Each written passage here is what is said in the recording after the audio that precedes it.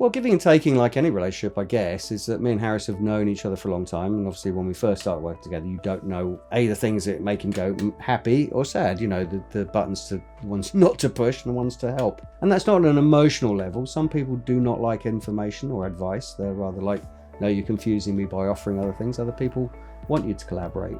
I personally prefer to collaborate. I think it's a better thing that I, as a technician, feel like I'm involved, and that they will learn something as I will from them.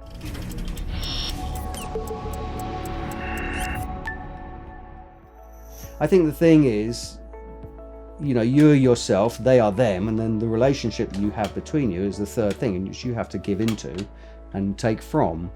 But if they just constantly take off you and you just keep giving, then actually you end up you're not in a relationship at all. It's basically they'll just take everything from you and you'll be left thinking. So it's kind of a bit of a ballet. I've worked with certain DOPs who I don't feel any collaboration with, and that's fine.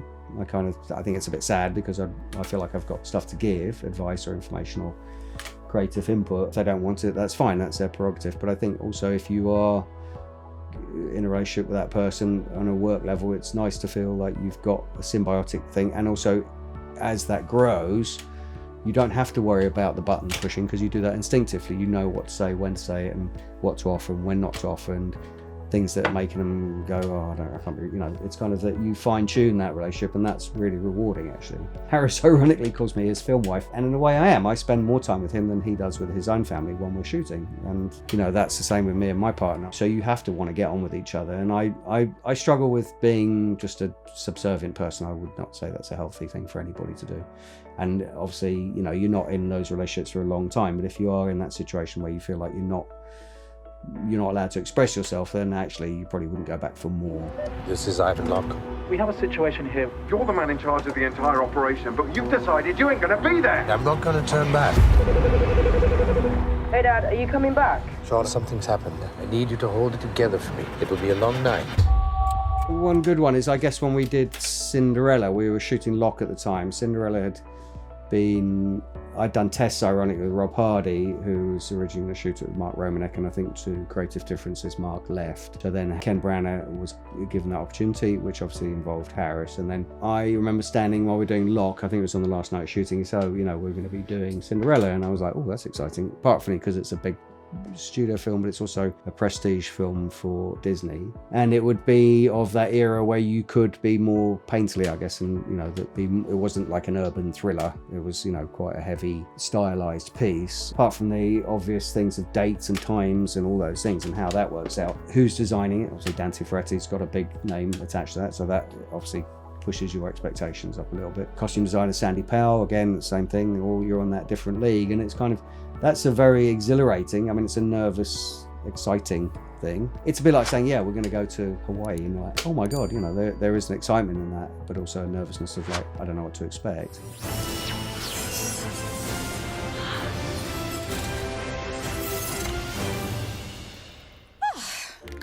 That's better.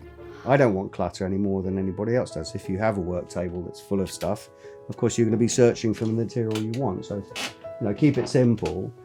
But a lot of, certain directors of photography will just quite happily putting a white sheet on the wall and bouncing a blonde into it. Well, that's cool. I've got no problem with that. I don't think we have to have any digital stuff. If it's simple, let's keep it simple. If it's one bulb, let's use one bulb. But obviously, some people don't like fluorescent lighting, other people do. It's a flavor thing. Some people don't worry about color temperature, other people are, absolutely fastidious with it. And it's obviously, for me, it can be like, oh no, I've got to worry about something else, and it's kind of, so it's finding that level is quite not difficult, but also sometimes a challenge. And I guess it's how far do you have time to worry about all those things? Can we change light bulbs every 10 minutes because the color temperature's changing? I don't know, whatever it is, that something's, whereas I wouldn't worry about it, they would. So I also have to work to their beat to a certain extent within the things of going, well, I need to, also do it efficiently and all those things. I think that's the thing, when you work with somebody constantly, that they won't worry about it, and you go, don't worry about it, it's fine. So you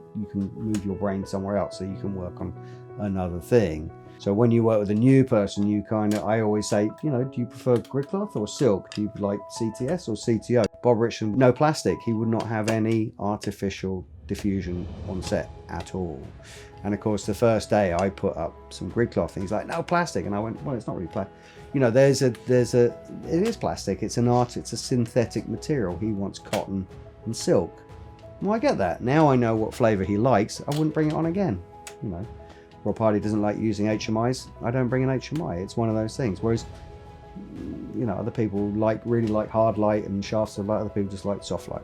It's just finding those short ways that makes your life easier, gives them less stress in the sense of like, oh, you brought the same thing I don't like again. Cinderella, we had James Hurrell as a reference. So James Hurrell used big eye lights, which are basically a big Fresnel with a small bulb, so you get the spread of light with the intensity, but you don't need the output. You don't need a 10K, you probably need a 1K. So I was in Los Angeles, went to Mulrich and went to Warner Brothers, looked at their stuff. We were looking for 10K big eyes, which are basically the center of the Fresnel is the size of, I think it's an old silver quarter maybe, or $1. And they were there's not many in the country. I think Panlux had 2, for instance. We tested those, then they had to be taken out because there's asbestos in them. And we go round and round to the point where we go, actually, yes, we love that, but we can't do it. And you're like, okay. So however pedantic you want to be, there's still a practical side of it that you can't, you know, like Bob Richland doesn't want plastic. Well, I won't bring plastic. I've got to find some cotton, and quick.